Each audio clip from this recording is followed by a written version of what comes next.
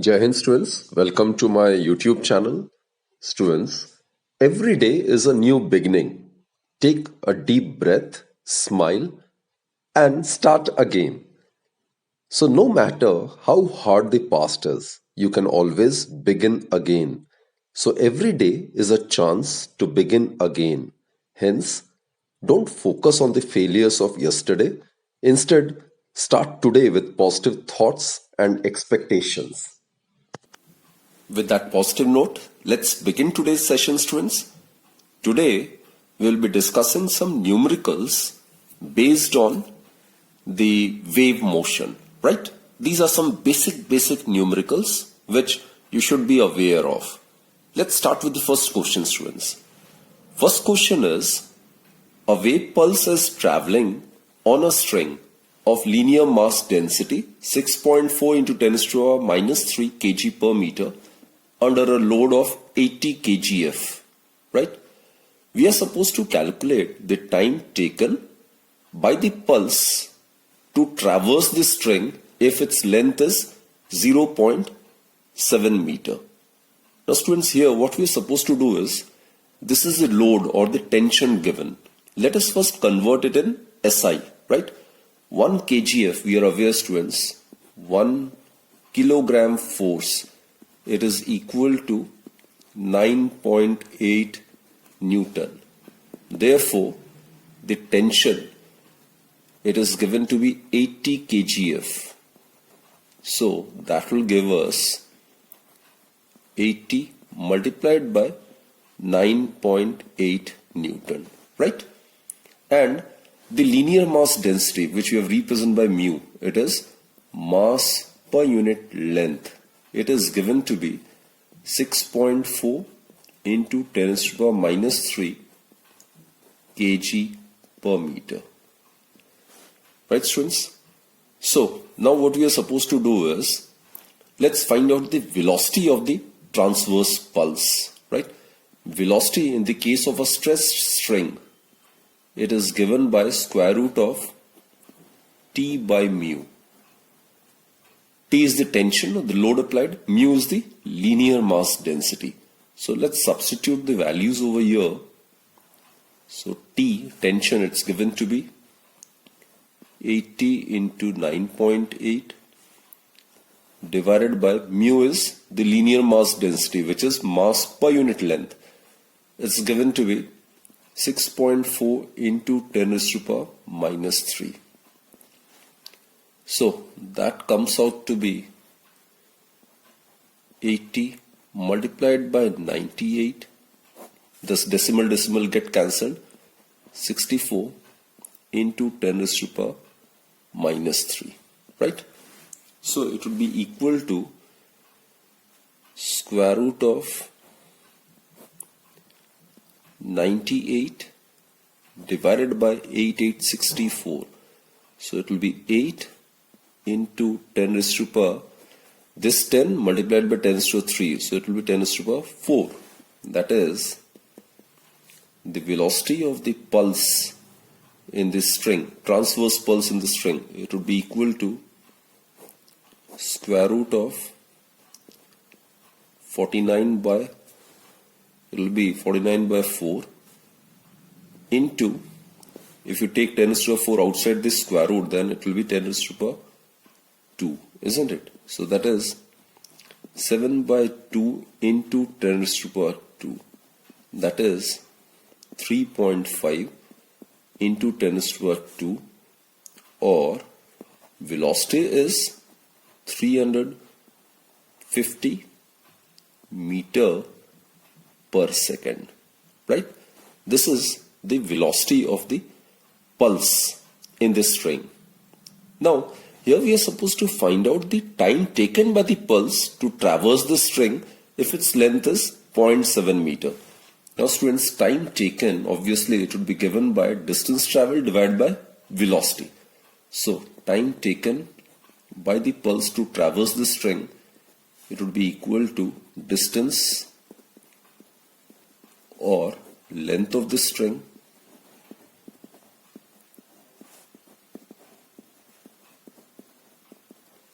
divided by velocity, which we have already calculated. It's 350 meter per second. So that comes out to be 0.7 divided by 350, right? So it may also be written as 7 divided by 3500. So that will be equal to 1 by 500 seconds. So this is the answer, students. So it can also be written as 1 by 500 seconds is 2 into 10 is to power minus 3 seconds. So this is the time which will be required by the pulse to traverse the string when its length is given to be 0.7 meter. Now let us attempt the second question. Second question is, the speed of the sound in hydrogen is 1328 meter per second at standard temperature pressure.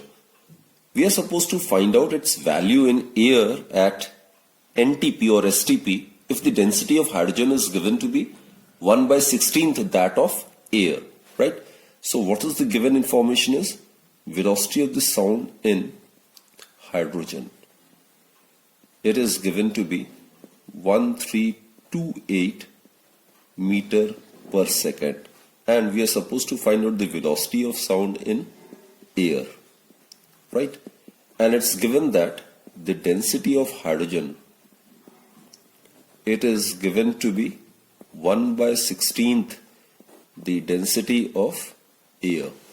Now students, in this question we are supposed to know the relationship between the velocity of the sound and the density of the medium through which it propagates, right? So we know that the velocity of the sound is inversely proportional to the square root of the density of the medium. That is V air divided by V hydrogen.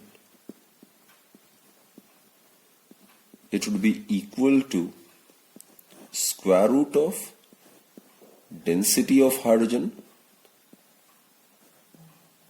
divided by density of air, right? So this is the basic formula to be used. Velocity of the sound is inversely proportional to the square root of the density of the gaseous medium under consideration. So therefore, velocity of air, it would be equal to velocity of sound in air, it would be equal to velocity of sound in hydrogen multiplied by density of hydrogen divided by density of air and the square root of this term, right? Now students, the velocity of the sound in hydrogen, it's given to be 1328, and the density of the hydrogen is going to be 1 by 16 that of density of air. So density of hydrogen divided by density of air, it would be equal to 1 by 16. Square root of 16 is 4, so we get 1328 divided by 4. So that will give us 332, and in SI it would be 332 meter per second. So the velocity of the sound in air at NTP is given to be 332 meter per second. An observer standing at the sea coast observes 54 waves reaching the coast per minute, right? 54 waves reaching the coast per minute. Now the wavelength of the waves is given to be 10 meter. We are supposed to find out the velocity and state the type of the waves which the observer observes, right? So here students, it's given that the wavelength of the waves is given to be 10 meter. Now frequency, we are aware, frequency is the reciprocal of time period, or it may be given by the number of waves divided by time taken. So it is mathematically given by the ratio of the number of waves to the total time taken. So as per the question, the frequency, it would be equal to 54 waves are reaching the coast per minute. So it would be 54 waves in 1 minute. Now, the SI unit of frequency is per second, hertz. So we need to convert this minute into second. So it would be 54 divided by 60 seconds. So that will be equal to 9 by 10 second. So it is 0.9 per second or hertz. This is the SI unit of frequency, right? Now we are already aware of the relationship between the velocity, frequency and wavelength, right? Now we know that velocity is given by the product of the frequency and the wavelength. That is, the velocity would be equal to frequency, which is obtained to be 0.9, and the wavelength is given to be 10. So velocity of the wave would be 9 meter per second, right? Now what type of waves did he observe? Now students, the water waves which are formed below the surface of water are longitudinal in nature, and we have already discussed on the surface of the water, the nature of the water waves is transverse. That is, it is known as water ripples, right? So basically, the water waves which are formed below the surface of water,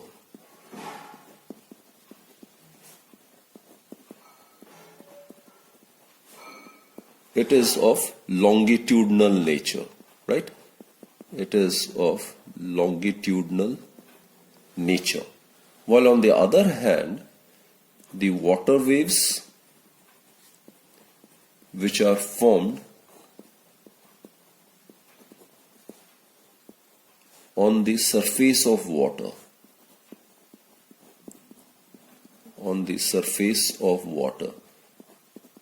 these are the waves which are of transverse nature.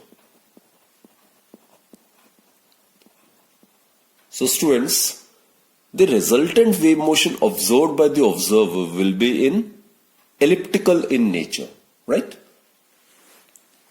Okay, now let's proceed to the next question. This is very, very interesting one.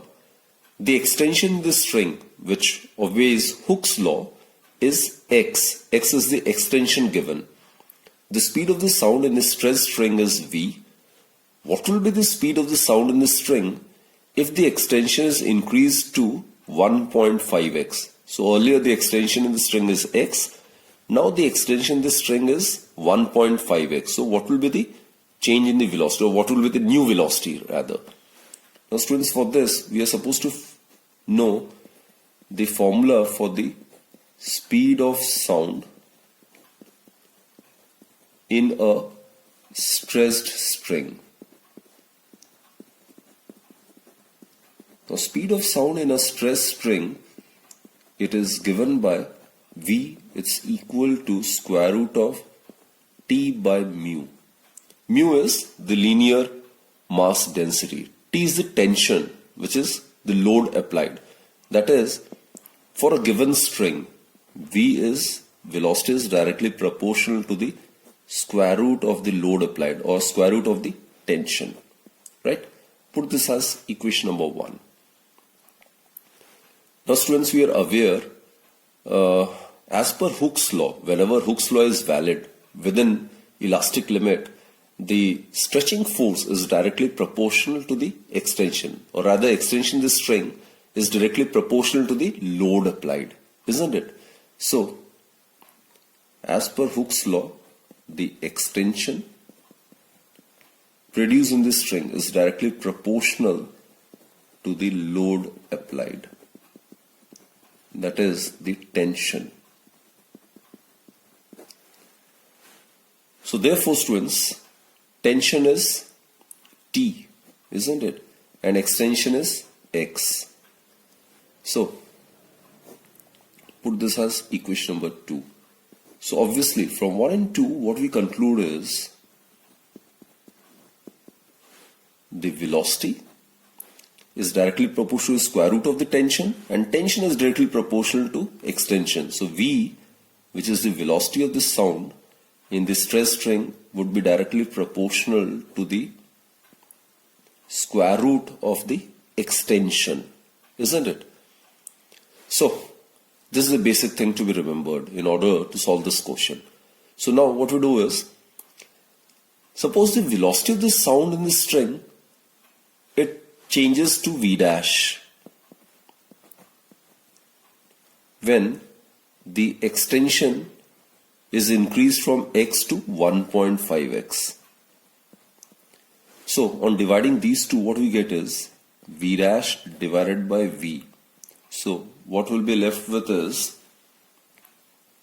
square root of 1.5x divided by x. So that will give us root 1.5, which further implies that V dash over V, root 1.5, it is about 1.225, right? So what we get is the new velocity. The new velocity, it would be equal to 1.225 times the original velocity. So students, if the extension is increased from x to 1.5x, it is increased by 50%, then the speed of the sound will increase from v to 1.225 times of original velocity, right? Now this is a very interesting and important question, students. Put an asterisk symbol on this particular question. Calculate the temperature at which the sound travels in hydrogen with the same speed as in helium at NTP, and the density of the helium is twice that of hydrogen. Now students, what we do is, we are supposed to find out the temperature at which sound travels in hydrogen with the same speed as in helium at 0 degrees Celsius, right? So let theta degrees Celsius be the required temperature. Required temperature means we are assuming theta be the temperature at which sound travels in hydrogen with the same speed as in helium at 0 degrees Celsius. Clear, students? Now, for hydrogen,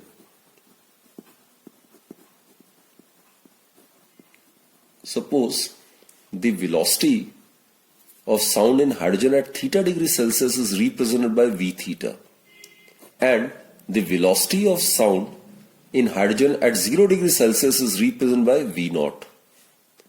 So we are already aware, students, it is given by v theta by v naught, it is given by theta plus 273 divided by 273. It is because we have discussed that the speed of sound, it depends on the temperature in this manner. The velocity of sound in a gaseous medium is directly proportional to the square root of the absolute temperature of the medium. This is the temperature in the Kelvin scale or the absolute scale. And when it is converted in Celsius scale, T, it's equal to theta plus 273, right? This is the temperature corresponding to theta degrees Celsius, and this is the temperature in Kelvin scale corresponding to 0 degrees Celsius. Clear, students? Okay. Now, it can also be written as the velocity of sound in hydrogen at theta degrees Celsius. It may be written as V naught square root of 273 plus theta divided by 273. Put this as equation number 1. Now students, for helium, suppose V naught dash, this is the velocity of sound in helium at 0 degrees Celsius. Now it is given to be equal to the velocity of sound in hydrogen at theta degrees Celsius, right? It is given. Therefore, students, let's substitute this value over here. So what we get is, over here, let's substitute the value of v theta over here, right? So what we get is v naught dash, it is equal to, substitute this value of v theta from equation 1. So it is v naught square root of 273 plus theta divided by 273, or v naught dash. Remember students, v naught dash is the velocity of the sound in the helium at 0 degrees Celsius. V naught is the velocity of the sound in hydrogen at 0 degrees Celsius. So it is equal to square root of 273 plus theta divided by 273, right? Now students, we are already aware of the dependency of the velocity of sound with the density of the gaseous medium. So we are aware of this. Velocity is inversely proportional to the square root of the density of the gaseous medium. Therefore, V naught dash divided by V naught. Dash, it's for helium.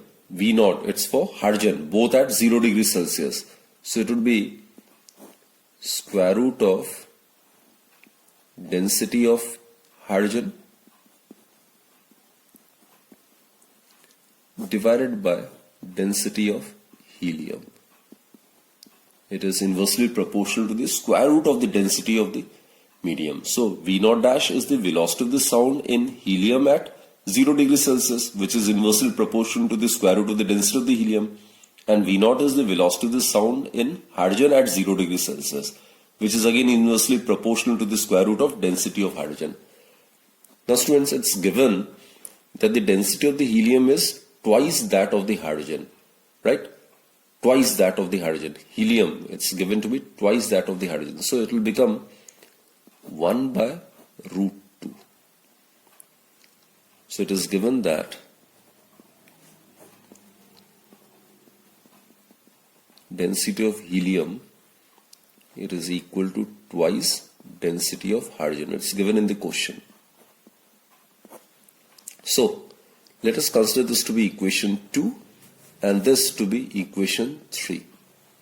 So from 2 and 3 what we get is